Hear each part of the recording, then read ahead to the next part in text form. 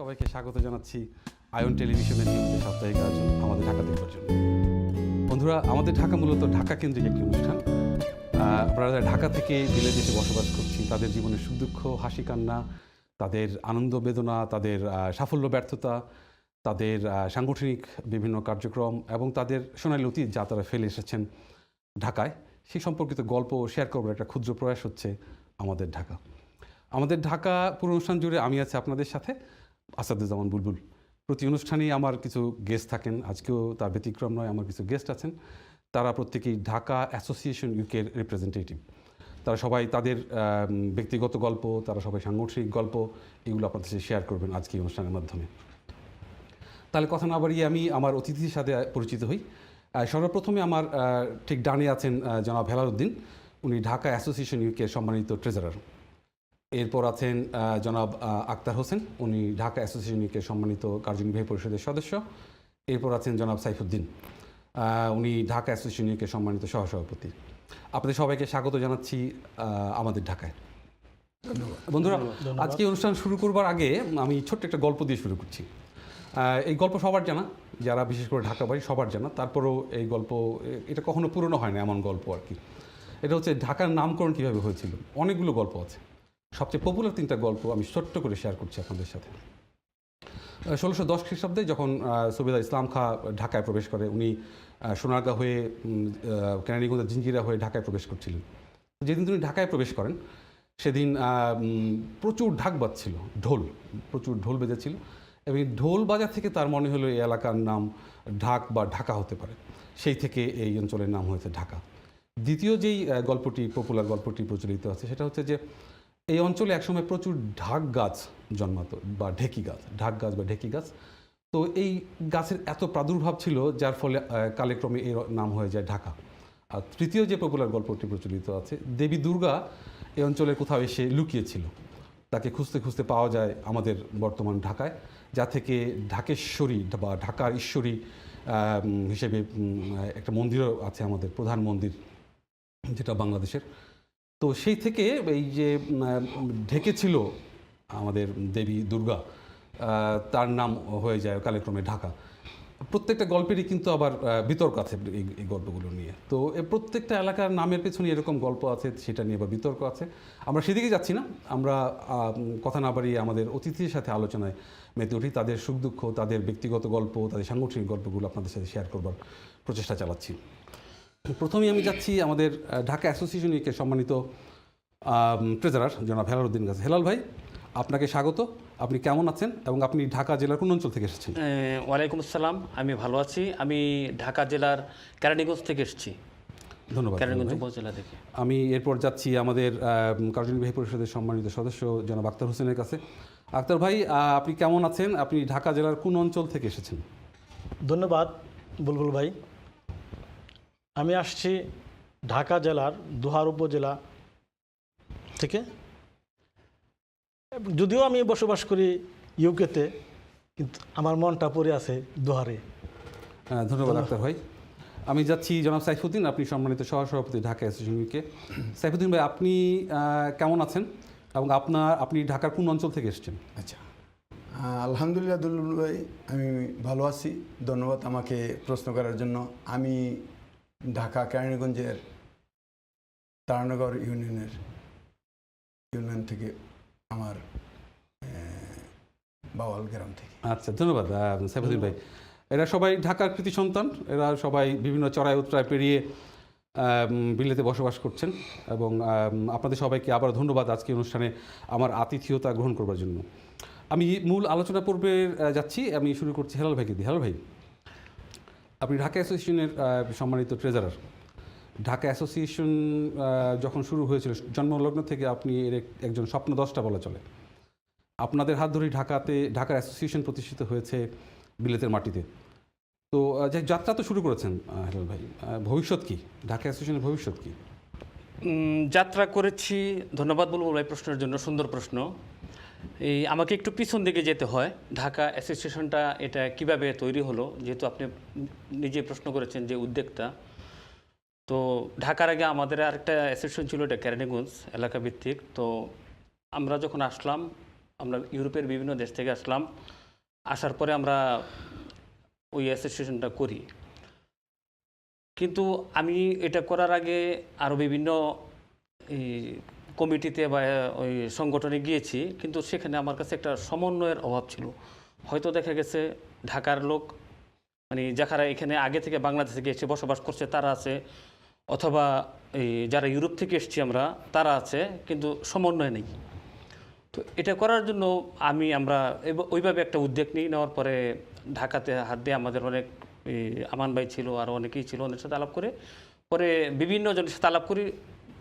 সবার একটা ইচ্ছা যে হ্যাঁ ঢাকা হোক, যাতে দুই এতের একটা সমন্বয় হোক আর কি। তো ওইভাবে যাই হোক আমরা করেছি। তো আমাদের যেটা উদ্দেশ্য যেটা ছিল আগামীতে, যে ভবিষ্যৎ কি, যেটা ভবিষ্যতে আমরা বিভিন্ন সামাজিক কর্মকাণ্ড করার, বিভিন্ন কিছু এই সব পরিবারগুলোকে একসাথে করার, ঢাকার লোকজনদেরকে একসাথে করার, এভাবে আমরা যতটুকু পেরেছি বিভিন্ন পিকনিক বা বিভিন্ন এই গেট টুগেদার, ইফতার, বিভিন্ন আয়োজনের মাধ্যমে সবাইকে এক করার চেষ্টা করেছি এবং ইনশাল্লাহ যতটুকু করেছি সাকসেস হয়েছি এই পর্যন্ত। তারপরে আমাদের ভবিষ্যৎ যেটা পরিকল্পনা আছে, ভবিষ্যতে আমাদের একটা বাংলা স্কুল করার চিন্তাভাবনা আছে। কারণ এখানে দেখা গেছে যে আমাদের এই বাংলা শিক্ষা দীক্ষাটার একটু অভাব প্রয়োজন বোধ করছি আমরা। তো এটা করব ভবিষ্যতে আরও বিভিন্ন, যেমন চ্যারিটি প্রোগ্রামের মাধ্যমে আমরা দেশে যদি বিভিন্ন সময়ে সহযোগিতা করতে পারি, আমাদের সেই ইচ্ছা আছে, চেষ্টা আছে। আমরা করেছি কিছু জিনিস, আরও বিভিন্ন উদ্যোগ নেওয়ার চিন্তাভাবনা ছিল। হঠাৎ করে এই করোনার কারণে যেহেতু আমাদের সংগঠনের বয়স মাত্র 2 বছর, আমাদের যে কমিটি আছে কমিটির বয়স মাত্র 2 বছর, 2 বছরে যতটুকু এগোনো ছিল ইনশাল্লাহ ততটুকু হয়েছে, এর বেশি আমরা করতে পারিনি। হঠাৎ করেই এই প্যান্ডেমিকের কারণে আমাদের অনেক কিছু স্থবির হয়ে গেছে। শুধু আমাদের না, গোটা বিশ্বেরই সব কিছু স্থবির হয়ে গেছে। যে গতিপথে চলছিল সেই গতিপথে চলছে না। আমরা অনেক প্রিয়জনকে হারিয়েছি, অনেক আপনজন হারিয়েছি, অনেক বন্ধুবান্ধব হারিয়েছি। আমাদের কমিটিরও অনেকে বিভিন্ন সময় বিভিন্নভাবে আক্রান্ত হয়েছে করোনার ইয়েতে। যেমন সিরাজ ভাইয়ের কথা বলি, বাসার ভাই বলি, আমাদের হসপিটালে বর্তমানে আছে বাবুল ভাই। আশা করি উনি আপনাদের সবার দোয়ায় খুব শীঘ্রই সুস্থ হয়ে আসবে। তো আসলে আমরা যখন এই প্যান্ডেমিক শেষ হয়ে যাবে, আমাদের ভবিষ্যৎ পরিকল্পনা আমরা সবাই একসাথে বসে আবার চেষ্টা করব কীভাবে এটা এগিয়ে নেওয়া যায়, এইগুলো আর কি। ধন্যবাদ হেলাল ভাই চমৎকার করে বলার জন্য। আমি যাচ্ছি আক্তার ভাইয়ের কাছে। আক্তার ভাই, আপনি তো একজন, আমি জানি, পার্সোনালি জানি যে আপনি একজন স্পোর্টসম্যান ছিলেন। বাংলাদেশে আপনি দোহা, নবাবগঞ্জ অঞ্চলের একজন অত্যন্ত ভালো মানের ব্যাডমিন্টন খেলোয়াড় ছিলেন। তো আমি প্রথমেই আপনার সাথে একটা পার্সোনাল প্রশ্নে চলে গেলাম আর কি। আপনার সেই সময়টা কেমন ছিল আক্তার ভাই, যখন ব্যাডমিন্টন খেলে বেড়াতেন, দাপিয়ে বেড়াতেন দোহার, নবাবগঞ্জ এলাকা জুড়ে? ছোট্ট করে বলেন যদি। ধন্যবাদ বুলবুল ভাই আপনাকে, পাশাপাশি আয়ন টিভি এবং ঢাকা জেলার যে ঢাকা অ্যাসোসিয়েশন, যারা ঢাকা অ্যাসোসিয়েশন তৈরি করেছে এবং যারা ঢাকা অ্যাসোসিয়েশনকে পরিচালনা করছেন ইউকের মাটিতে, তাদের সবাইকে, এবং পাশাপাশি আমার দোহারের সর্বস্তরের মানুষকে আমি শুভেচ্ছা ও অভিনন্দন জানাচ্ছি। সাথে আমার সালাম গ্রহণ করুন, আসসালামু আলাইকুম। তো আপনি যে প্রশ্ন করছেন বুলবুল ভাই, আসলে আমি এখন ধরবা গেলে দোহারি চলে গেছি। কারণ 85 থেকে 90 পর্যন্ত আমি দোহারের মাটিতে খুব দাপটের সাথেই ব্যাডমিন্টন খেলাধুলা করছি এবং প্রফেশনাল প্লেয়ার ছিলাম। আমার সাথে আরও 2 জন ভালো প্লেয়ার ছিল, তাকেও আমি স্মরণ করছি। একজনের নাম হচ্ছে বজলুর রহমান ভুলু, আরেকজনের নাম হচ্ছে আলমগীর হুসাইন। এই 3 জন আমরা ব্যাডমিন্টন প্লেয়ার ছিলাম দোহারের। এবং বিভিন্ন জায়গায় বাংলাদেশের এমন কোনো জায়গা নাই আমরা যে দোহারের পক্ষে ব্যাডমিন্টন খেলি নাই। বিভিন্ন জায়গায় আমরা দোহারের বিজয় অর্জন করছি, আবার কোনো কোনো সময় আমরা বিজয় অর্জন করতে পারি নাই। তারপরও দোহারের লোকজন এবং সিনিয়র থেকে জুনিয়র পর্যন্ত আমাদের যত বড় এই দোহারের যত লিডার ছিল, যত ব্যবসায়ী ছিল, যত স্টুডেন্ট ছিল, সবাই আমাদেরকে সাহায্য করছে এই খেলার পিছনে। তো আমি সবাইকে অনেক অনেক ধন্যবাদ। দোহারের যারা আমার এই ব্যাডমিন্টন খেলাকে আমাদের এই পিছনের এই দিনগুলি সবসময় মনে পড়ে, যারা সাহায্য করছে এবং সর্বস্তরের মানুষ মোটরসাইকেল, বাস, সাইকেল সব দিয়ে আমাদেরকে সাহায্য করছে ব্যাডমিন্টনের পিছনে। ধন্যবাদ ডাক্তার ভাই, Thank you. চমৎকার স্মৃতিচারণ। আপনার সেই ছোটবেলাকার স্মৃতি আপনি বললেন, নিশ্চয়ই আপনি ফিরে গেছেন সেই সময়টাতে। ধন্যবাদ আপনাকে বলবো। সাইফুদ্দিন ভাই, Yeah. আপনি তো কেরানীগঞ্জ থেকে এসেছেন। আপনি কেরানীগঞ্জের ভাওলের কৃতি সন্তান মোহাম্মদ সাইফুদ্দিন। আমি কেরানীগঞ্জে আমি অনেক দাওয়াত খেয়েছি, আচ্ছা ছোটোবেলায় অনেক দাওয়াত খেয়েছি, এবং কেরানীগঞ্জের খাবারের একটা খুব সুখ্যাতি ছিল, ছোটোবেলায় থেকেই শুনেছি, এখনও শুনি। তো আপনি কি একটু বলবেন যে কেরানীগঞ্জে বিখ্যাত কী খাবারের জন্য কেরানীগঞ্জ বিখ্যাত? আচ্ছা, সুন্দর বুলবুল ভাই সুন্দর প্রশ্ন করছেন। দেখি আমি আমার পক্ষ থেকে চেষ্টা করব যে আমাদের কেরানীগঞ্জের কোথায় কি খাবার আছে। তো মনে করেন যে আমাদের কেরানীগঞ্জের কলাতিয়ার এরিয়া থেকে যে ফ্রেশ শাক সবজি, আর হলো গিয়ে রামের কান্দা, রোহিতপুর এই ফ্রেশ মিষ্টি পাওয়া যায়, এগুলি অত্যন্ত বিখ্যাত।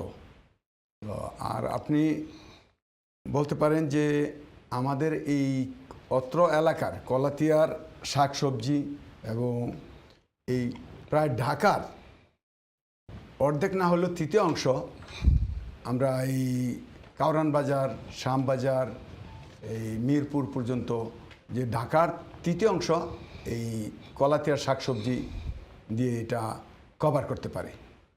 তো আরও পাশাপাশি যেমন আমাদের কেরানীগঞ্জের আটিবাজার একটা সুন্দর একটা বড় হাট আছে, যেটা হাট বলি আর কি, যে আটিবাজার হাট। ওখানে শনি রবিবারে আমাদের গরুর হাট জমত। দ্বিতীয় যেমন এই মিরপুর গাবতলী গরুর হাট, তার চেয়েও বেশি জমক ছিল। বড় একটা হাট, এখানে খাবার কবুতরের বাজারে আলাদা, মুরগির বাজার আলাদা, শস্যের বাজার আলাদা, এই প্রচুর পরিমাণে খাদ্য, মানে যেটা আমাদের ঢাকার পার্শ্ববর্তী খুবই নিকটতম। আমরা প্রায় ঢাকার তৃতীয় অংশ না হলে অর্ধেকের বেশি আমরা চাহিদা পূরণ করতে পারি, আমাদের এলাকার মানুষ করত। বর্তমানে এটা অনেক পরিবর্তন হয়ে গেছে জিনিসটা, কিন্তু শাকসবজি কলাতিয়ার এটা অত্র এই ঢাকা শহরের লোক এই আমাদের কলাতিয়া গিয়া তারা শপিং করে নিয়ে এই ঢাকাতে আমরা নিজেরও, ওরা কলাতিয়ারা নিজেরাও সাপ্লাই দেয় যারা সবজি বিক্রেতা, এবং ঢাকা শহর যারা নাকি একটু শৌখিন টাইপের তারা গ্রামে গিয়া ওই কলাতিয়া বাজার থেকে কিনে ফ্রেশ নিয়ে আসে। আর ওই এত বিখ্যাত, মানে যেমন মনে করেন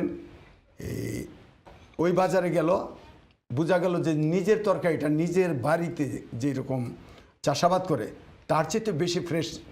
ধন্যবাদ সাইফুদ্দিন ভাই। একজন কলার অপেক্ষা করছেন লাইনে, আমরা দেখি কে আছেন লাইনে। হ্যালো কলার, আসসালামু আলাইকুম। ওয়ালাইকুম সালাম ভাই, আমি আমাদের রাজধানী ঢাকার সম্বন্ধে যে বলেছিলেন আপনি কিভাবে নামকরণ হলো, আল্লাহ তাআলা আখেরি জমানায় প্রমাণ দিলেন প্রত্যেকটা ধর্ম আল্লাহর কাছ থেকে এসেছে, আমাদের ঢাকাই প্রমাণ দিল। ঢাকাতে ভিন্ন ভিন্ন ধর্মের মানুষ আছে এবং 71 যারা শহীদ হয়েছে, সিংহ, বাঘ। ধন্যবাদ কলার, আপনাকে লাইন আসার জন্য ধন্যবাদ। আচ্ছা সাইফুদ্দিন ভাই, যে খাবারের কথা বলছেন, আমি এখনও যখন বাংলাদেশে যাই, আমার ছোটো চাচা কেরানীগঞ্জ থেকে মিষ্টি এনে আমাকে খাওয়ায়। আমি ঠিক এখন মনে পড়ছে না আমার কোন দোকান থেকে, কিন্তু আমি গেলেই সে আমাকে সেই মিষ্টি এনে খাওয়াবেই। আমার আর একটু আগের কথা বলি, যখন আমি দেশে ছিলাম, আমাদের বাড়িতে কোনো অনুষ্ঠান হলে আমার বাবা মিষ্টিটা আনতো কেরানীগঞ্জ থেকে, সেটা তো এই খুব বিখ্যাত খাবারের জন্য আর কি। এনিওয়ে, তো আমি চলে যাচ্ছি আমাদের জনাব হেলাল উদ্দিন ভাইয়ের কাছে, যিনি আমাদের ট্রেজারার ঢাকা ইউনিকের। হেলাল ভাই, কেরানীগঞ্জ তো ঢাকার, জি একজন কলার অপেক্ষা করছেন লাইনে। হ্যালো কলার, আসসালামু আলাইকুম। ওয়ালাইকুম সালাম। জি কে বলছেন? কারোর সাথে যদি কোনো প্রশ্ন থাকে। হ্যাঁ, আমি একটু বুলবুল ভাইয়ের সাথে কথা বলছি। জি বলুন, কে বলছেন প্লিজ? আমার নাম সিরাজুল ইসলাম। জি সিরাজ ভাই বলেন। ওয়ালাইকুম আসসালাম। জি সিরাজ ভাই শুনতে পাচ্ছি, বলেন। সালাম আলাইকুম। সালাম আলাইকুম, সিরাজ ভাই শুনতে পাচ্ছি, বলেন।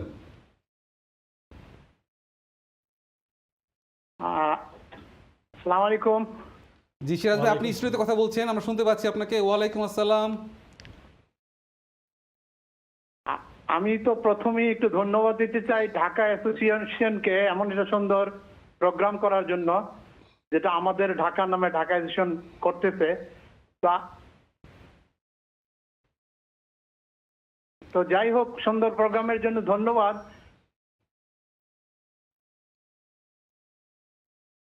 আমরা মনে হয় লাইনটা ড্রপ করেছি। সিরাজ ভাই, আপনাকে ধন্যবাদ লাইন আসার জন্য।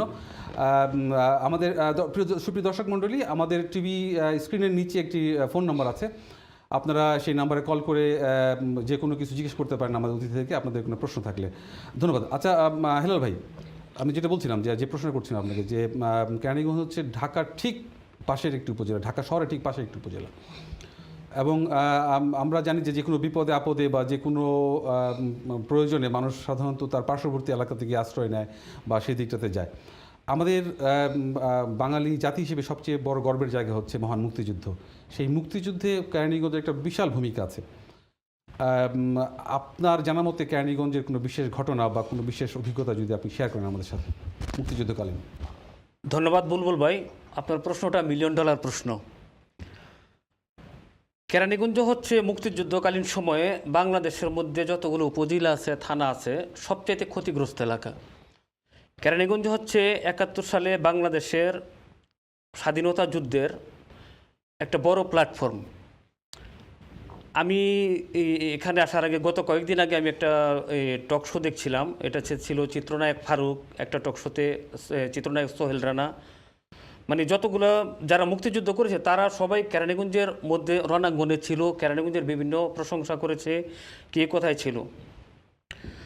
আপনার 25শে মার্চ যখন এই ক্র্যাকডাউন হয়, যেটা পাকিস্তানিদের সেনাবাহিনীর যে হামলা হয় পুরো ঢাকা শহরে, মানুষ আশ্রয়ের জন্য বিভিন্ন জায়গায় দিক বিদিক ছুটাছুটি করছিল। 2 দিন ওরা হামলা করার পরে 2 দিন পরে সম্ভবত এই হরতাল বা আক্রমণটা একটু শিথিল করছিল। এই সময়টায় লক্ষ লক্ষ লোক কেরানীগঞ্জের উপরে এসে আশ্রয় নিয়েছে। আশ্রয় নেওয়ার পরে বাংলাদেশের যত জাতীয় নেতা আছে, তারপর এই 4 খলিফা আছে, যেমন আব্দুল কুদ্দুস মাখন, আসম আব্দুর রব, ওনারা যত জাতীয় নেতৃবৃন্দ আছে সবাই একটা আশ্রয়ের জন্য কেরানীগঞ্জে ছুটে এসেছে। তো কেরানীগঞ্জ থেকে এসে তারা বিভিন্ন জায়গায় আশ্রয় নিয়েছে। তারা একটা সময়ে আমাদের তৎকালীন সময়ের এমপি ছিল এই বোরহানুদ্দিন গগন, ওনার এখানে গিয়ে আশ্রয় নিয়েছে, এবং ওইখানে সব নেতৃবৃন্দ সিদ্ধান্ত নিচ্ছে কীভাবে যুদ্ধের প্রস্তুতি নেওয়া যায়, কিভাবে এটা থেকে বাঁচা যায়, কিভাবে প্রতিরোধ করা যায়। এটার পরে আপনার সম্ভবত 2রা এপ্রিল কেরানীগঞ্জে মনু মিয়ার ঘাট যেটা বলে, এখানে অনেক বড় ধরনের একটা হয়, এই গণহত্যা হয়। এখানে খুব সম্ভবত 5 থেকে 7 হাজার লোককে ওরা হত্যা করে পাকিস্তানি আর্মিরা ওই সময়ে।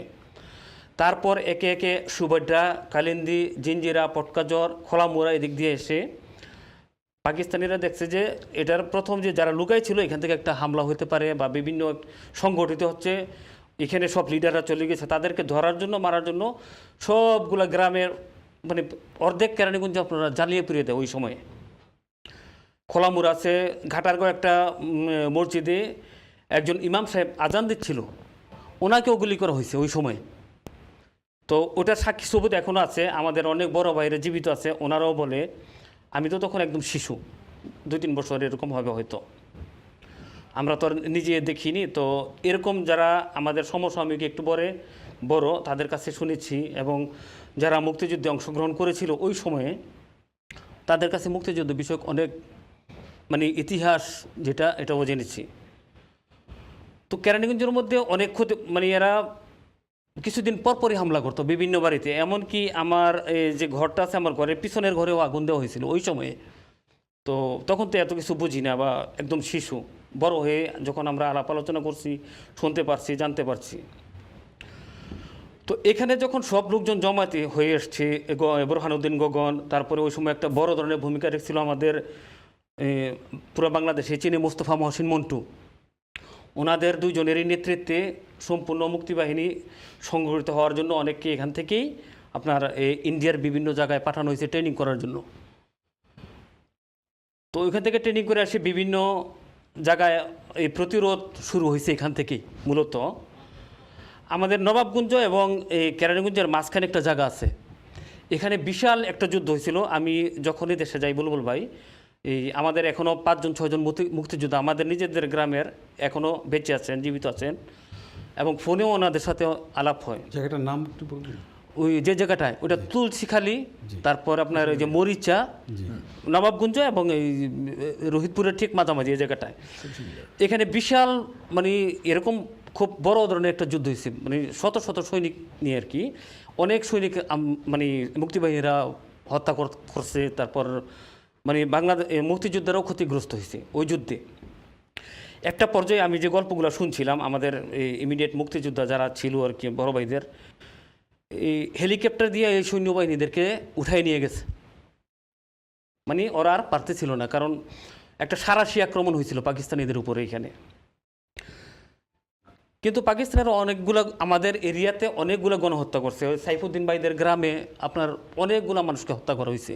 আমাদের গ্রামে, আমার গ্রামের পাশের বাড়ির কফিলউদ্দিন, তারপরে রেজাউল করিম চাচার ছোটো ভাই, বিভিন্ন আরও অনেক নাম না জানা অনেক।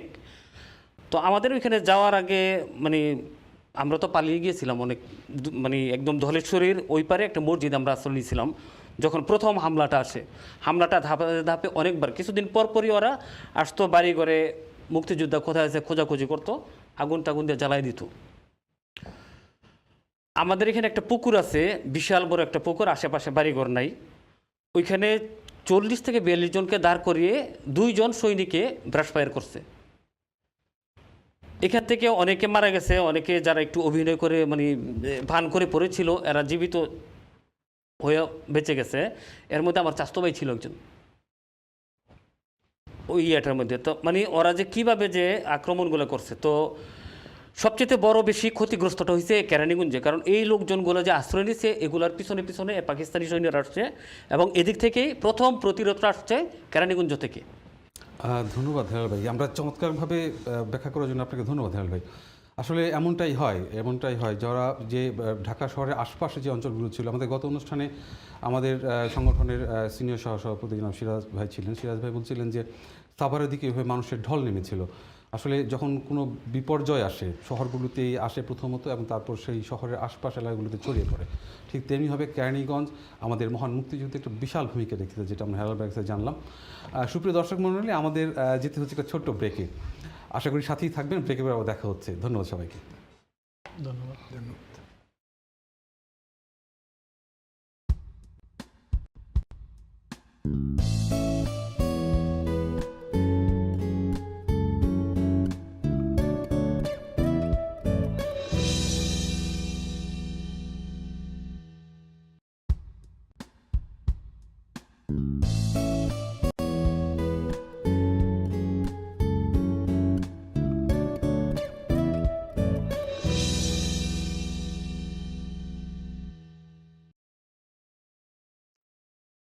ধন্যবাদ সাথে থাকবার জন্য। বিরতির পর আবার স্বাগত জানাচ্ছি সবাইকে আমাদের ঢাকা দেখবার জন্য। বিরতির আগে যেমনটা বলছিলেন হেলাল ভাই, কেরানীগঞ্জের ভূমিকা মহান মুক্তিযুদ্ধে। এরপর আমি যাচ্ছি আমাদের সম্মানিত কার্যনির্বাহী পরিষদের সদস্য আক্তার হোসেন ভাইয়ের কাছে। আক্তার ভাই, দোহারের সাথে ঢাকা শহরের যোগাযোগ তো অত্যন্ত ভালো। আমার দেখা সবচেয়ে ভালো যোগাযোগ হচ্ছে দোহারের সাথে ঢাকার শহরের। তো এই যে এত ভালো যোগাযোগ ব্যবস্থা, এত উন্নত যোগাযোগ ব্যবস্থা, এটা আপনাদের দোহারের জীবনমান উন্নয়নে বা মানুষের অর্থনৈতিক উন্নয়নে কীভাবে ভূমিকা রেখেছে ভাই? ধন্যবাদ বুলবুল ভাই, আপনার সুন্দর প্রশ্ন করছেন। আসলে দোহার উপজেলা এমন একটা উপজেলা, বাংলাদেশের ধরবার গেলে প্রথম উপজেলা। কারণ ঢাকায় যতগুলি সিট আছে তার মধ্যে দোহার 1 নম্বর আসন। তো তারপরও আমাদের দোহার একদিকে পদ্মা নদী, আরেক সাইডে আরিয়াল বিল। তার মধ্যেও আমাদের যত সরকার আসছে স্বাধীনতার পর, প্রত্যেক সরকার আমলেই দোহারের বিজ্ঞ মন্ত্রী ছিল। তো জাতীয় পার্টির আমলে অনেক কাজ করছে, বিএনপির আমলে অনেক কাজ হয়েছে, এবং বর্তমানে আওয়ামী লীগ ক্ষমতায় এখনও অনেক কাজ চলতেছে। পাশাপাশি পদ্মা ভাঙনের যে একটা শুনছেন আপনারা, পদ্মা ভাঙতেছে এই সাইডে, তো আমাদের মাননীয় প্রধানমন্ত্রীর উপদেষ্টা এফ সালমান রহমান এমপি দুহারের, আমাদের এই এমপি অনেক কাজ হাতে নিয়েছে। মইনুট ঘাট নামে একটা ঘাট আছে দুহার এই পদ্মার পারে, এখন সেটা মিনি কক্সবাজার নামে পরিচিত। তো অনেক মানুষ দূর দূরান্ত থেকে এসে ওখানে ভিড় জমাচ্ছে এবং অনেক বড় একটা পর্যটন হিসাবে হাতে নিছে আমাদের এই মাননীয় এমপি সাহেব। তারপর আসেন যোগাযোগ ব্যবস্থা ঢাকার সাথে যোগাযোগের ব্যবস্থা এখন আমরা দোহার থেকে দুই সাইড দিয়েই আমরা ঢাকায় যেতে পারি। একটা হচ্ছে আপনার মুন্সিগঞ্জ আর একটা নবাবগঞ্জ কেরানীগঞ্জ। আমাদের ঢাকার সাথে দোহারের সাথে যাতায়াত ব্যবস্থা খুবই ভালো, এখন অনেক উন্নয়ন হয়েছে আমাদের দোহারে। তারপর আমাদের দোহারের কিছু ঐতিহ্য আছে, যেমন আপনাদের জানা আছে কিনা জানি না, জামাই আদর দোহারের আর কি। দোহারের যদি কোনো জামাই আদর পায় না এমন কোনো জামাই খুব কমই আছে, কারণ জামাই আদর মানে কি, জামাইকে 101টা আইটেম দিয়ে খাবার দেওয়া হয় বিয়ের পর দিন। তো এই ধরনের আছে কিনা অন্যান্য ডিস্ট্রিক্টে বা থানায় আমার জানা নাই। তো আমাদের দোহারে এরকম আপ্যায়ন হয়, জামাই আদর একটা ঐতিহ্য। তারপরে আছে আপনার দোহারের উরুস শরীফের একটা মেলা হয়, সেটা কলকাতা বাংলাদেশের বিভিন্ন অঞ্চল থেকে লোকজন আসে, অনেক বড় মেলা হয়। এই ধরনের আরও অনেক কিছু বলার আছে। তারপরে আরেকটা আছে আপনাদের এই শাইনপুকুর বড় বাড়ি, নারিশা পদ্মাঘাট দেখার মতন জায়গা আর কি। এগুলি মানুষ দেখতে আসে, ঘুরতে আসে। পাশাপাশি আপনার নবাবগঞ্জ এবং কেরানীগঞ্জ আমরা মনে করি একই একটা থানা, কারণ ঠিক নবাবগঞ্জ দোহার শেষ হইলেই নবাবগঞ্জ শেষ হইলেই কেরানীগঞ্জ, তারপরে তো ঢাকা। তা আমরা যখন ঢাকা যাই মনে হয় যেন কি এটা তিনোটাই শহর আর কি। এখন অনেক উন্নত হয়েছে আগের তুলনায় আমাদের। ধন্যবাদ আক্তার ভাই চমৎকার করে বলার জন্য। আসলে থ্যাংক ইউ। এটা আপনার এটা তো আমরা সবার দৃশ্যমান সত্য যে দোহার একটা অত্যন্ত গুরুত্বপূর্ণ উপজেলা এবং দোহারের ব্যাপক উন্নয়ন হয়েছে। এটা আমরা এটা যে কেউ গেলেই বুঝতে পারবে। এটা অন্যান্য উপজেলার সাথে দোহারের পার্থক্য যে কেউ বেড়াতে যাবে দোহারে, যে কোনো কাজে যাবে, গেলেই তারা দেখতে পাবে দৃশ্যমান এই পার্থক্যগুলো। আমি যাচ্ছি আমাদের সম্মানিত সহসভাপতি ঢাকা অ্যাসোসিয়েশন ইউকের জনাব মোহাম্মদ সাইফুদ্দিনের কাছে। সাইফুদ্দিন ভাই, আমি যখন 20 বছর আগের কথা বলি, 20 বছর 25 বছর আগের কথা বলি, আমি যখন কেরানীগঞ্জ যেতাম দেখতাম যে অত্যন্ত শান্ত সবুজ একটা উপশহর, একটা গ্রাম উপশহর মিলে একটা খুব শান্ত সুনিবিড় একটা জায়গা। বাট আনফর্চুনেটলি এখন এটাকে মনে হয় যেন একটা এত ব্যস্ত একটা শহর হয়ে উঠেছে কেরানীগঞ্জ। এত মানুষ, একেবারে ঢাকা শহরের মতো গিজগিজ করা মানুষ, সত্যি কথা যেটা আর কি। ছোট ছোট বাড়িঘর তৈরি হয়েছে, রাস্তাঘাটগুলো অপরিকল্পিতভাবে তৈরি হচ্ছে, বাড়িঘর দালান হচ্ছে। তো এইভাবে এত ব্যস্ত হয়ে যাওয়ার কারণ কি? এত ঘনবসতিপূর্ণ এলাকা হয়ে যাওয়ার কারণ কি? এরকম সুন্দর শান্ত সবুজ একটা উপশহর, কি মনে হয় আপনার? তো দলুল ভাই, ধন্যবাদ আপনাকে আমাকে একটা সুন্দর প্রশ্ন করার জন্য। যে আপনি বলছেন যে কেরানীগঞ্জ এত ঘনবসতি কেন? আজ থেকে যখন 30 বছর আগে সরিষা ক্ষেত এবং ধান ক্ষেত এত সুন্দর এই কেরানীগঞ্জ আমাদের, যা দেখলে সরিষা ক্ষেত দেখলে চোখ ফেরানোর মতো না, এমন ছিল। আর এখন ঢাকা থেকে আমাদের এই কেরানীগঞ্জ, আগে আমরা যে রাস্তা দিয়ে চলতাম, ছোট ছোট রাস্তা ছিল, এই হাজারীবাগ, মোহাম্মদপুর, ওই সোয়ারিঘাট আমাদের যাইতে প্রায় 1 ঘন্টা 40 মিনিট বা মাঝে মাঝে 1.5 ঘন্টাও লেগে যেত। আমরা কিছুক্ষণ পায়ে হাইটা চলতাম, তারপর এই নদী পার হইতাম। এখন ঢাকা থেকে কেরানীগঞ্জ যাওয়ার জন্য 3টা ব্রিজ হয়েছে, এত দ্রুত ব্রিজ। আর ঢাকা থেকে আমার যে এলাকা কেরানীগঞ্জ মাত্র 7 মিনিটে মোহাম্মদপুর চলে যাওয়া যায়, বা যদি আমরা জিঞ্জিরা দিয়ে যাই তাহলে 20 মিনিটে শহরে চলে যেতে পারি। এই কারণে শহর থেকে কিছু এরা ট্যুরিস্ট হিসাবে, যেমন কেরানীগঞ্জ সুন্দর দেশ, সুন্দর জায়গা, ওখানে সরিষা ক্ষেত দেখতে যাইতো, আমরা বলতাম যে শহর থেকে আসছে। এরা সরিষা ক্ষেত দেখতে গেছে, ওই দলেশ্বরী নদী দেখতে গেছে, ওইখানে গিয়া দেখে যে ফ্রেশ মাছ, কলাতিয়ার মাছ, কলাতিয়ার সবজি, এরকম অনেক কিছু। এটা যাওয়ার পরে এরা চিন্তা করলো যে কেরানীগঞ্জ তো একদম নিকটতম, এই হিসাবে ঢাকা অনেক, আপনি জানেন ঢাকা শহরে লোকজন উপচে পড়া ভিড়, এই কারণে তারা তাদের শ্বাস নিঃশ্বাস ফেলার জন্য এবং অল্প পয়সা মানে ঢাকার চেয়ে কম দাম, কিন্তু ওইখানে এমনভাবে বাড়িঘর করতেছে।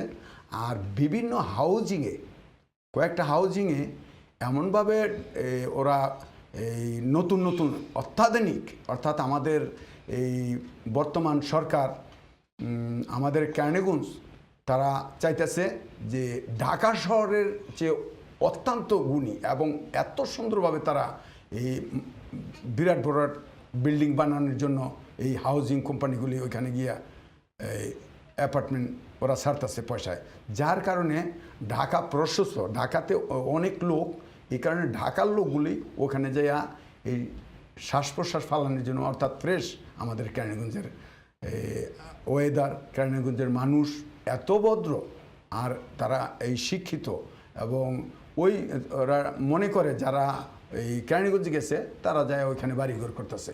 আর আমরা তো আত্মীয়পন, আমরা অনেক লোককে পছন্দ করি, যার কারণে আমাদের পাশে বন্ধুত্ব হয়ে, আত্মীয় হয়ে এই লোকজন বাড়িঘর কিনা আমাদের সাথে জয়েন্ট হইতেছে, এই কারণে গণবসতি হয়েছে বর্তমানে। আচ্ছা, ধন্যবাদ সাইফুদ্দিন ভাই। তাহলে মূলত এই যে ঢাকাটা যে এক্সপ্যান্ড করছে, ঢাকাটা যে বড় হচ্ছে, এটার একটা প্রক্রিয়া হচ্ছে কেরানীগঞ্জে ব্যস্ততা বেড়ে যাওয়া। এবং কিন্তু সবচেয়ে মজার ব্যাপার কি সাইফুদ্দিন ভাই, আমি ঢাকা শহরকে দেখেছি, আমার সেই জন্মের পর থেকে ঢাকা শহরকে দেখেছি, যে যদি সেই সময়টাতে যখন এইভাবে লোকজন বাড়তে থাকে শহরগুলোতে, তখন যদি পরিকল্পনা থাকে, পরিকল্পিতভাবে যদি শহরকে গড়ে উঠতে দেওয়া হয়, তাহলে 20 বছর 50 বছর পরে গিয়ে নানা রকম সমস্যার মুখোমুখি হতে হয় না। কেরানীগঞ্জে আমার ধারণা ঠিক একই রকমভাবে ঘনবসতি হয়ে উঠছে, জনবসতি বাড়ছে, যেটা ঢাকা শহরে একসময় বেড়েছে। যদি আমার বিশ্বাস, যদি এখনই কোনো পরিকল্পনার আওতায় আনা না হয় এবং এইভাবে পরিকল্পিতভাবে এই শহরায়নকে উদ্বুদ্ধ করা না হয়, তাহলে একটা সময় ঢাকা শহর যেরকম আজকে বিভিন্ন সমস্যা ফেস করছে, হয়তো কেরানীগঞ্জকেও সেরকম সমস্যা ফেস করতে হবে অদূর ভবিষ্যতে। তো আমরা চাই না সেরকমটা। আমরা চাই যে প্রশাসন, আমাদের জনপ্রতিনিধি, আমাদের সচেতন জনগণ সবাই মিলে এমন একটা শহর গড়ে উঠুক কেরানীগঞ্জে। আমরা শহরের বিপক্ষে না, এমন একটা শহর গড়ে উঠুক যে শহরটা বাসযোগ্য হবে, যে শহরটা প্রাণচাঞ্চল্য থাকবে, কিন্তু সেটা মানুষের ভারে নুজ্জ হয়ে পড়বে না। ধন্যবাদ সাইফুদ্দিন ভাই, আপনি চমৎকার করে বলার জন্য। ধন্যবাদ আপনাকে। আমি যাচ্ছি এই পর্যায়ে আমাদের হেলাল ভাইয়ের কাছে। হেলাল ভাই, আপনি কেরানীগঞ্জে বড় হয়েছেন, কেরানীগঞ্জে বেড়ে উঠেছেন, তো যেই কেরানীগঞ্জে আপনি বেড়ে উঠেছেন, সেই কেরানীগঞ্জের সাথে বর্তমান কেরানীগঞ্জের পার্থক্য কী? আপনার কাছে কী পার্থক্যগুলো বড় হয়ে চোখে পড়ে? ধন্যবাদ বুলবুল ভাই। আমার জন্মটা গ্রামে হইলেও আমার 5 থেকে 6 বছর পর্যন্ত আমি ছিলাম মূলত ঢাকা ক্যান্টনমেন্টে, আমার বাবার চাকরির সুবাদে। 75 থেকে মূলত আমি গ্রামে। তো এরপর তো প্রবাসে চলে আসলাম কৈশোরের মানে ওইটা শেষ করে। তো যদি প্রবাসের সময়টা একটা দিকে ভাগ করি, আর যদি আমার দেশের সময়টা ভাগ করি, দুইটা দুই রকমের। অথবা যদি আমার শিশুকালে মানে শৈশবের ইয়েটা কেরানীগঞ্জ আর বর্তমান কেরানীগঞ্জটা যেটা আপনি প্রশ্ন করছেন, তো এটার অনেকগুলো প্রশ্ন সাইফুদ্দিন ভাইয়ের কাছ থেকেও এসছে। চেঞ্জটা, আমাদের যে ডিফারেন্সটা, আগে আমরা যে কোনো জায়গায় ফুটবল খেলতে যেতাম, যে কোনো জায়গায় ক্রিকেট খেলতে পারতাম, এখন বিভিন্ন হাউজিং কোম্পানি এসে এই জায়গাগুলো ভরাট করে ফেলছে। যার কারণে যে সাইফুদ্দিন ভাই বললো বিভিন্ন শস্যের ক্ষেত ছিল, এই বিভিন্ন কিছু ছিল, এগুলো অনেক কিছু এখন বিলুপ্তির পথে। ছোটোবেলায় আমরা মাছ ধরেছি একসাথে দল বেঁধে, চাস্তো ভাই বোন, গ্রামের লোকজন সবাই মিলে, এখন সেই জিনিসটা নেই বললেই চলে। অনেক বিশাল বিশাল পুকুর ছিল, এগুলো সব ভরাট হয়ে যাচ্ছে, ভরাট হয়ে বিভিন্ন অট্টালিকা গড়ছে। এখন ঢাকার প্রয়োজনে আপনার সংকুলান হয়ে এটা কেরানীগঞ্জের দিকে আসছে, যার কারণে মানে সব কিছুই চেঞ্জ হয়ে যাচ্ছে কেরানীগঞ্জের বিভিন্ন, যা আমরা ছোটোকালে দেখে বড় হয়েছি, ভোগ করে বড় হয়েছি, বা অনেক কিছুই চেঞ্জ হয়ে গেছে এই কারণে। যেমন ধরেন আগে চেঞ্জের মধ্যে বিশাল বিশাল রাস্তা হচ্ছে, এখন আগে রাস্তাগুলো ছোট ছিল দেখেছি, এখন বড় বড় রাস্তা হচ্ছে। এই কিছুদিন যাবতে নতুন প্রজেক্ট হাতে হয়েছে, যেটা পদ্মা সেতু হচ্ছে। পরিবর্তন যেটা আমরা দেখতে পাচ্ছি ছোটোকালের, আর এটা পদ্মা সেতুর কারণে আমাদের এলাকা দিয়ে 2-3টা রাস্তা হচ্ছে। যে 2-3টা রাস্তা হচ্ছে আশেপাশে জায়গাগুলো জমি জমার দামগুলো হাই হয়ে যাচ্ছে, অনেক উচ্চ লেভেলে। মূলত এটা শুরু হয়েছে আপনার 111-এর যে সরকার ছিল, তখন থেকে হঠাৎ করে জায়গা জমির দাম বেড়ে যাওয়ার কারণে আপনার শহর থেকে অনেক লোক এসে এখানে জায়গা জমি কিনে আপনার, আমরা যে একটা খোলা পরিবেশ ছিলাম, পরিবেশটা চেঞ্জ হয়ে গেছে, ওই পরিবেশটা নাই। যার কারণে আজকে আমাদেরকে দেখা গেছে যে কি বলে এটা, এই আগে যেমন ভাড়াটিয়া ছিল না, এখন প্রচুর ভাড়াটিয়া দিয়ে ভরে গেছে এই লোকগুলো ছিল।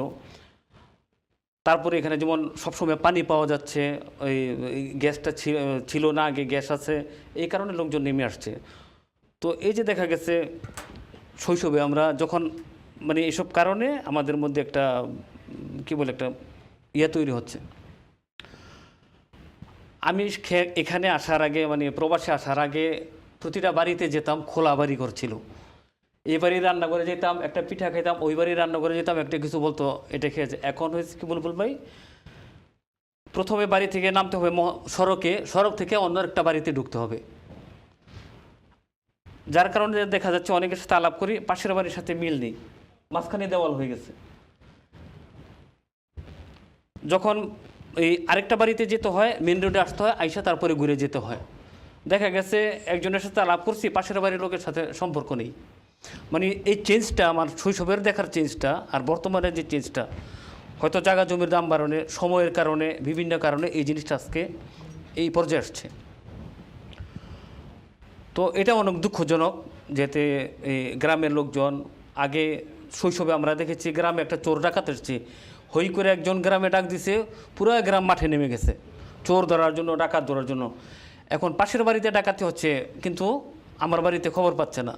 মানে আমার শৈশব থেকে এখনকার যে তফাৎটা দেখতে পাচ্ছি, এই তফাৎগুলো দেখতে পাচ্ছি। তারপর তো রাজনৈতিক কিছু থাকে, এটা প্রেক্ষাপটটা চেঞ্জ হয়, রাজনৈতিক কারণে একজন আরেকজনের সাথে সম্পর্কের যে জিনিসটা, মনুষ্যত্বর যে জিনিসটা, এই জিনিসটা পরিবর্তন হয়েছে ব্যাপক।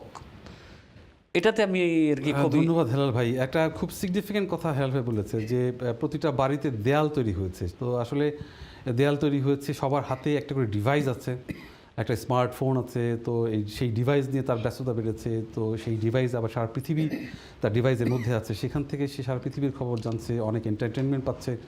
তো আসলে আগে যেই রকম এন্টারটেনমেন্টগুলো ছিল, যে বন্ধুর সাথে গল্প করে যে মজা, আরেক পাশের বাড়ি গিয়ে গল্প করে কথা বলে যেই সুখ দুঃখের খবর নিয়ে যে আনন্দ পাওয়া বা তাদের সাথে শেয়ার করা তাদের সুখ দুঃখগুলো, তার চাইতে এখন হয় কি যে ডিভাইস হাতে আছে, সেখান থেকেই সব সুখ দুঃখ শেয়ার হয়ে যাচ্ছে। একজন কলার অপেক্ষা করছেন লাইনে। হ্যালো কলার, আসসালামু আলাইকুম। হ্যালো কলার, আসসালামু আলাইকুম। পিলু বলছি। জি পিলু ভাই বলেন। সত্যি খুব ভালো লাগতেছে আজকের আলোচনা শুনে। ধন্যবাদ বুলুল ভাই এবং আপনার আমন্ত্রিত গেস্ট যারা আছে, আক্তার ভাই, হেলাল ভাই, সাইফুদ্দিন ভাই, সবাইকে ধন্যবাদ। আসলে খুবই গঠনমূলক আলোচনা। আমরা ঢাকার অনেক অজানা তথ্য আমরা জানতে পারলাম। তবুও আমি একটি কথা গুরুত্ব দিয়ে বলার জন্য আমি সঞ্চালককে আহ্বান জানাবো বুলুল ভাইকে, যে ঢাকার বিশেষ বিশেষ এলাকা ভিত্তিক যে ঐতিহ্য আছে সেগুলোকে নিয়ে আরেকটু ডিপলি আলোচনা করা দরকার, এবং ভাষা এবং সাহিত্য নিয়েও আলোচনা করা দরকার। আমার মনে হয় আপনারা আলোচনা করেছেন, তারপরেও আরেকটু ব্যাপকভাবে করলে ভালো হয়, সবাই তাতে সুন্দরভাবে আরো বুঝতে পারবে। ধন্যবাদ পিলু ভাই লাইনে আসবার জন্য।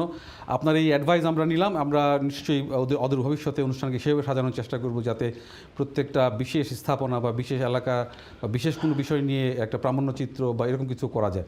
আপনার এই সাজেশনের জন্য আপনাকে ধন্যবাদ। যা বলছিলাম যে প্রত্যেকটা বাড়ির মধ্যে দেয়াল তৈরি হচ্ছে, কিন্তু এই দেয়াল আধুনিকতা বা সভ্যতা বিভিন্ন কারণে তৈরি হচ্ছে, নিরাপত্তাজনিত কারণে তৈরি হয়ে থাকতে পারে, কিন্তু এই দেয়াল যাতে আমাদের অন্তরের দেয়াল তৈরি না করে, আমাদের হৃদয়ের দেয়াল তৈরি না করে, আমাদের হৃদয়ের মধ্যে যেই ভ্রাতৃত্ববোধ, যেই বন্ধুত্ব পরায়ণতা আছে, সেগুলো যাতে এই দেয়াল কখনোই বাধা হয়ে না দাঁড়াতে পারে, এটা হবে আমাদের বিশেষ অনুরোধ সবার কাছে।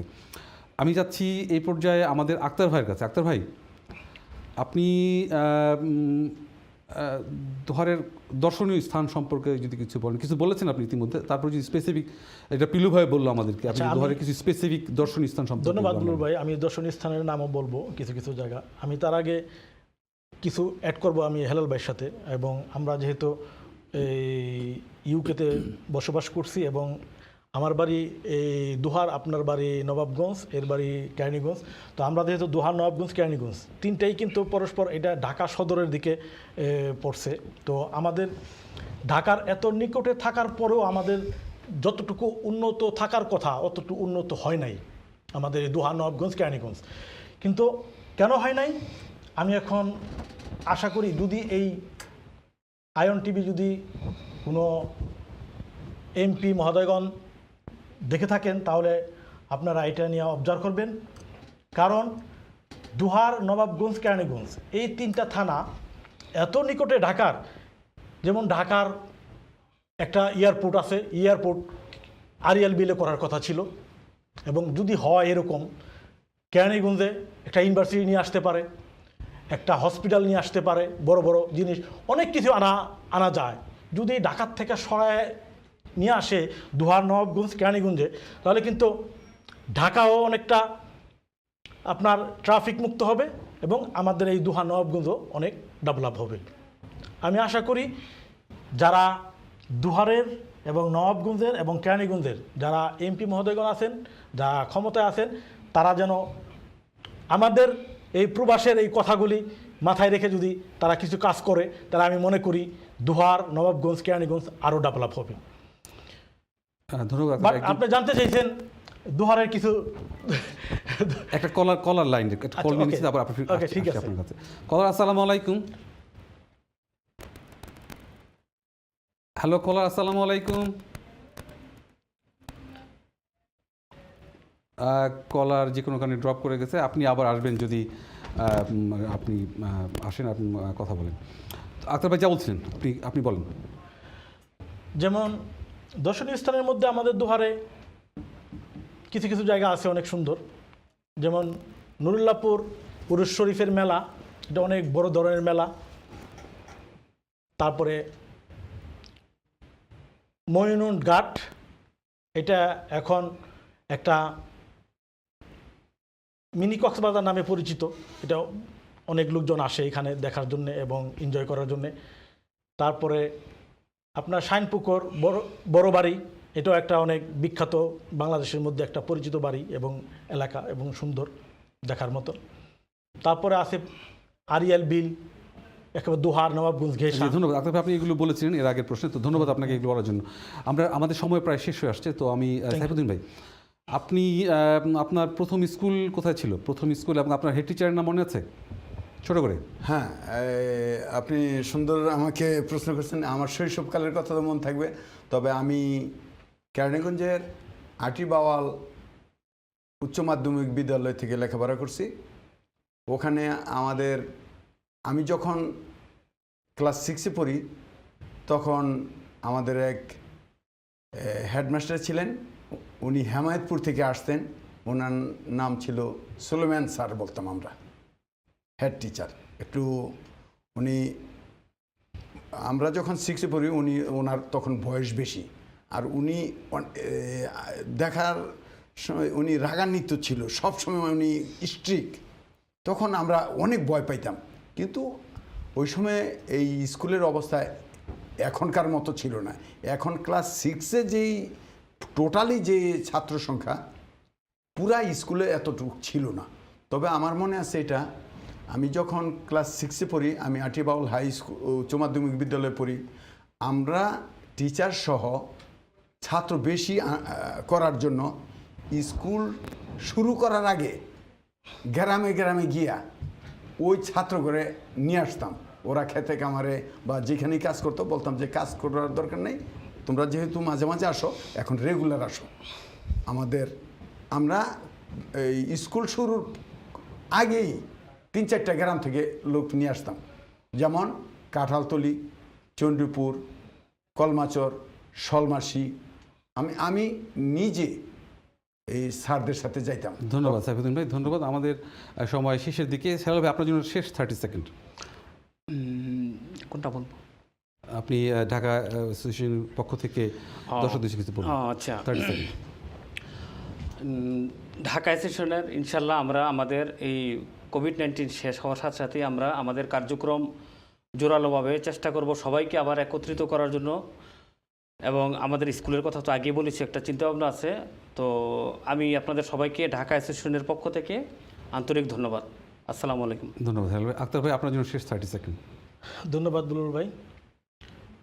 ঢাকা অ্যাসোসিয়েশনের সকল সদস্যবৃন্দ এবং ঢাকাবাসী, দোহার, নবাবগঞ্জ, কেরানীগঞ্জ, ধামরাই সকলকে অনেক অনেক ধন্যবাদ।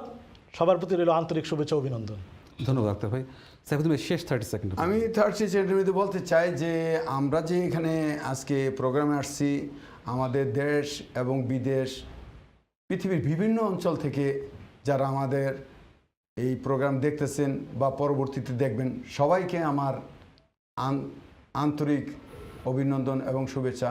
পাশাপাশি আমি এই যে বলতে চাই, যেমন নাম বললে তো শেষ করা যাবে না, তবে আমাদের যে আটিবাউল উচ্চ মাধ্যমিক বিদ্যালয়ের যারা এই আমাকে দেখে বুঝতে পারতেছেন যে আমি কোন স্কুলের ছাত্র, যারা দেখতেছে সবাইকে, পৃথিবীর যে কোনো দেশ থেকে যারা দেখতেছে এবং বর্তমানে আইএন টিভি যে প্রোগ্রাম করছে কার্যকরী পরিবেশে, সবাইকে ধন্যবাদ।